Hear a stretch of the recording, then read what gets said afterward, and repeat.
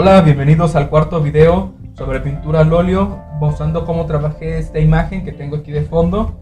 En el día de hoy vamos a enfocarnos completamente en los detalles, en estos pequeños acabados que a veces se nos dificultan y que tal vez lo que les diga hoy les pueda servir para su propio trabajo. Hay tres cosas que me gusta tener en cuenta cuando voy a empezar a detallar una obra. La primera es la distancia focal, la segunda es las dimensiones de la obra y la tercera es cuáles son los protagonistas o el protagonista del cuadro. La distancia focal es algo con lo que todos estamos muy relacionados, aunque no lo nombremos siempre, pero es tal cual el punto en el cual estamos enfocando la vista, y todo lo que está detrás de ese punto o más al frente de ese punto va a quedar ligeramente desenfocado, o dependiendo de la distancia puede quedar completamente fuera de foco. ¿Por qué nos va a importar eso en la pintura? Cuando queramos pintar algo, tenemos que tener en cuenta que lo que está fuera de foco normalmente va a tener muchísimo menos detalle, y si comenzamos a meter detalle ahí, va a arruinar el efecto de la distancia que queríamos. Por eso es importante cuando trabajes tus obras que tengas en cuenta cuál es tu punto de foco y solamente trabajes el detalle en ese punto, ni atrás ni adelante. Por ejemplo, en esta obra, toda la parte del cielo y las nubes va a quedar ligeramente desenfocada, por lo tanto no voy a detallar tanto ese trabajo. En cambio, si estuviera haciendo un primer plano de las nubes, por supuesto que tendría que trabajar las texturas con mucha atención, pero si me pongo a trabajar texturas de nubes demasiado detalladas en esta imagen, lo que va a parecer es que están encima de los objetos que están en primer plano. Lo segundo que hay que tener en cuenta al hacer detalles en una obra es las dimensiones de la misma. No es igual trabajar con un cuadro muy pequeño que va a hacer que el espectador por instinto se acerque, y entonces tenemos que tener un detalle muy minucioso, a trabajar obras enormes que para poder apreciarlas bien vamos a tener que tomar una distancia. Esta obra, por ejemplo, tiene aproximadamente 1 metro de largo, lo cual me permite lograr ciertos detalles bastante acabados, pero tampoco me voy a meter a cosas excesivamente minuciosas que no se van a apreciar a la distancia, porque está hecho para apreciarse a partir de 1,5 metros, 2 metros de distancia o incluso más. Si fuera mucho más pequeño, repito, va a implicar que el espectador se acerque a la obra y por lo tanto va a necesitar mucho más detalle. En cambio, si fuera una obra inmensa, el espectador por naturaleza va a buscar hacerse hacia atrás para poder verla completa, y entonces la pincelada puede quedar mucho más gruesa, solamente insinuando los detalles sin necesidad de dibujarlos realmente. El tercer punto que es importante cuando trabajamos detalle es saber cuáles son los protagonistas o el protagonista de la obra. Esto se puede ver muy claro, por ejemplo, en retratos, en donde aunque el cuerpo y el rostro queden en la misma distancia focal, muchas veces el cuerpo queda simplemente dibujado con 2 o 3 pinceladas gruesas y no nos afecta en nada eso, porque el protagonista es el rostro del personaje. De esa misma manera, en este caso, aunque por ejemplo las olas, la espuma que está golpeando queda en la misma distancia focal que los objetos del bodegón, no la voy a detallar tanto porque no es el protagonista. No necesito que le robe atención a las figuras del centro.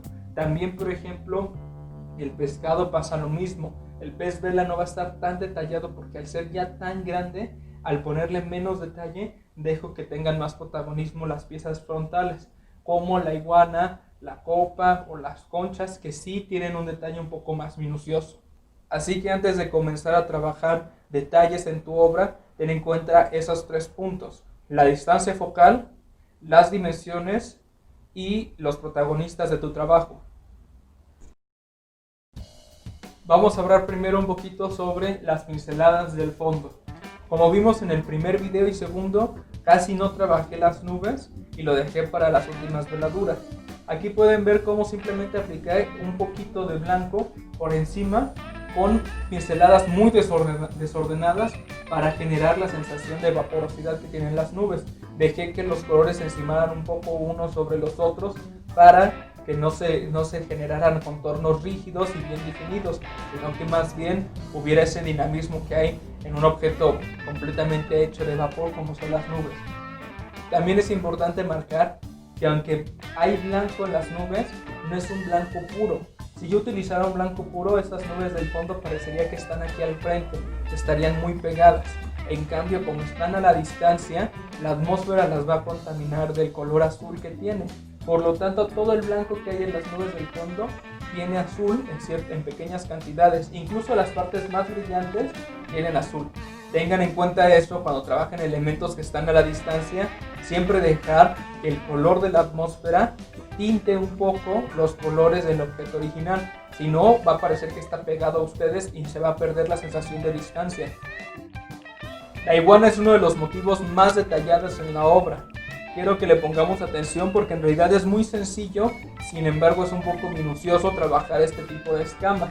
Lo que hice básicamente es ocupar un color oscuro como base y después las escamas pintarlas una por encima con el color final que iba a necesitar.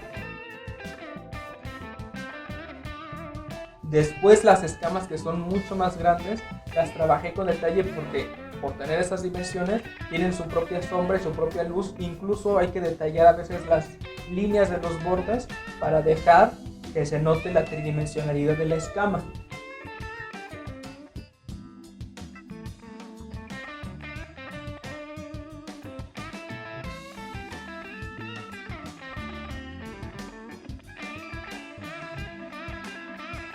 Por último, uno de los detalles más notorios en la iguana es el ojo, que está pigmentado.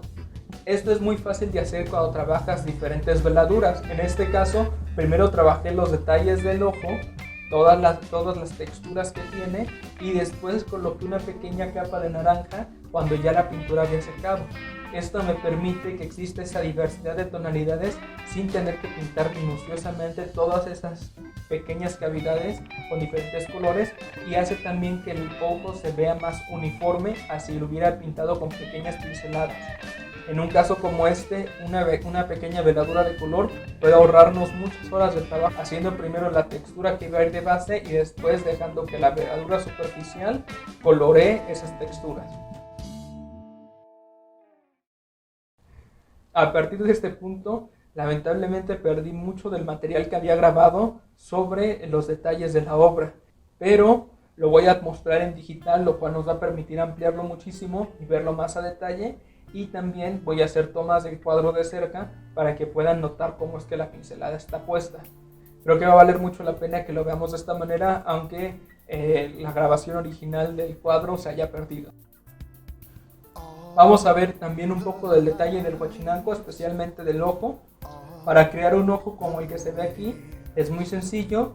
Primero trabajas los bordes posteriores, todo lo que está detrás, con un color oscuro, y después remarcas los bordes que están en un plano medio con una luz. En este caso voy a usar una luz fría porque toda la luz que estoy utilizando en la obra es azul. Y por último, golpes de luz muy fuertes para generar el brillo y que generan la sensación de acuosidad sobre el ojo.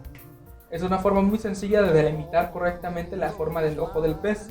Noten cómo permito que se vea el color de fondo.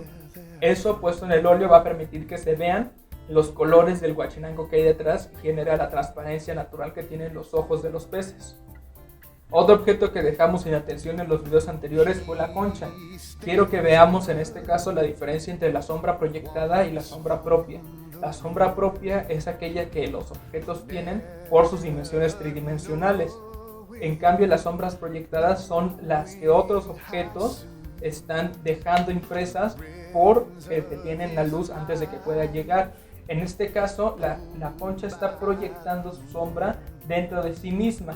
Aunque sea su propia sombra, no funciona de la misma manera. Mientras que las sombras propias normalmente tienen bordes suaves, sobre todo en los objetos rugosos, las sombras proyectadas suelen ser muy definidas, especialmente entre más cercas están. Por ejemplo, si yo proyectara la sombra de una hoja sobre mi mano, podríamos ver muy bien definida la silueta de la hoja.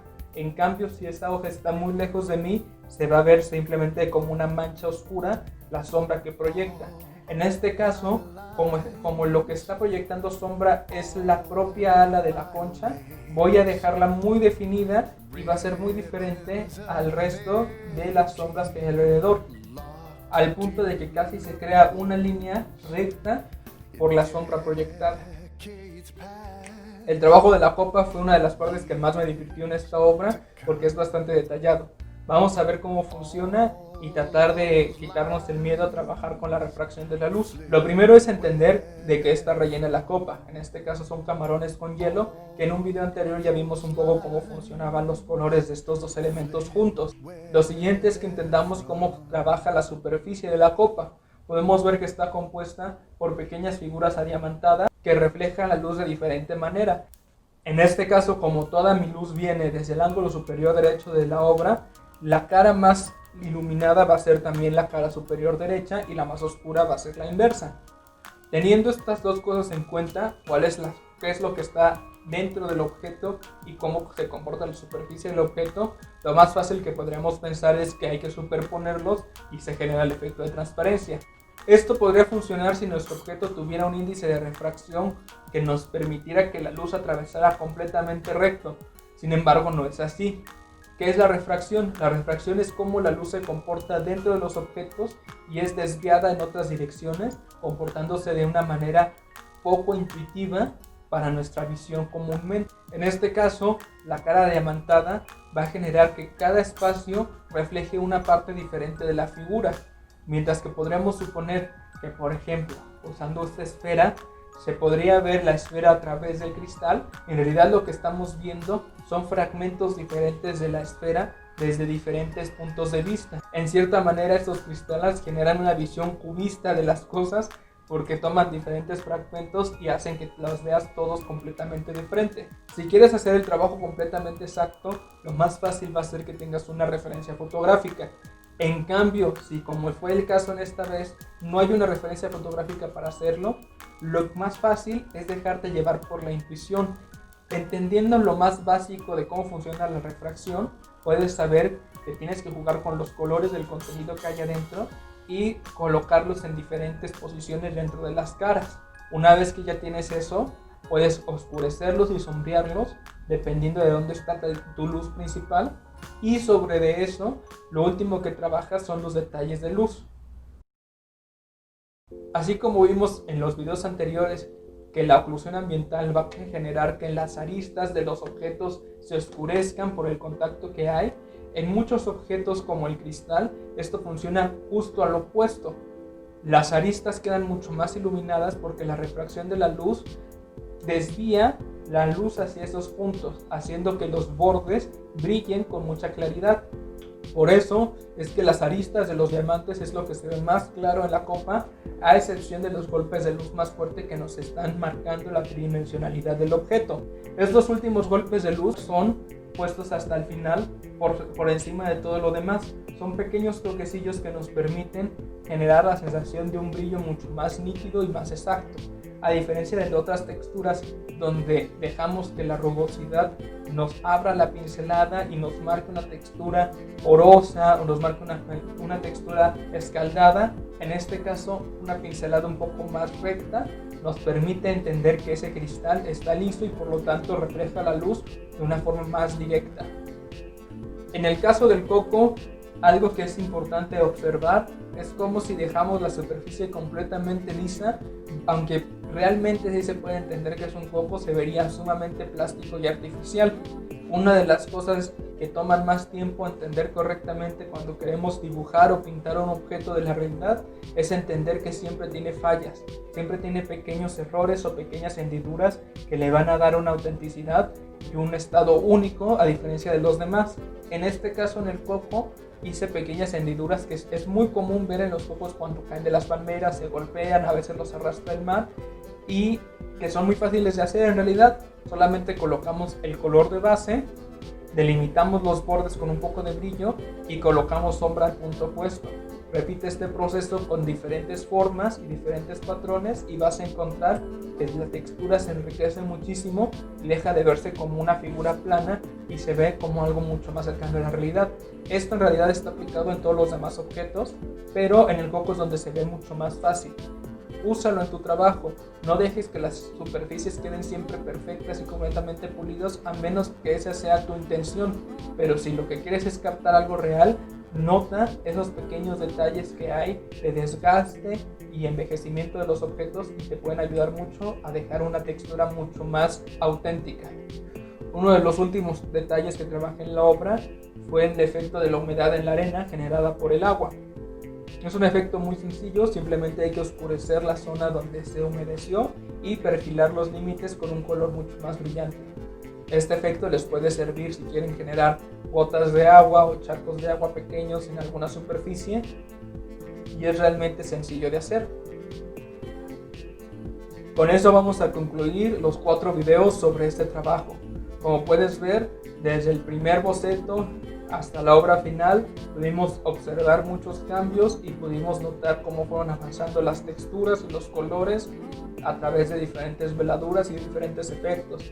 Espero que te puedan haber ayudado un poco y que puedas aplicarlos en tu trabajo o en tus obras. Este bodegón es una imagen bastante sencilla, pero que al mismo tiempo tiene muchos colores y formas distintas que me ayudaron a explorar diferentes formas de textura y que quise compartir con ustedes. Espero que les hayan gustado los 4 videos. Hasta luego.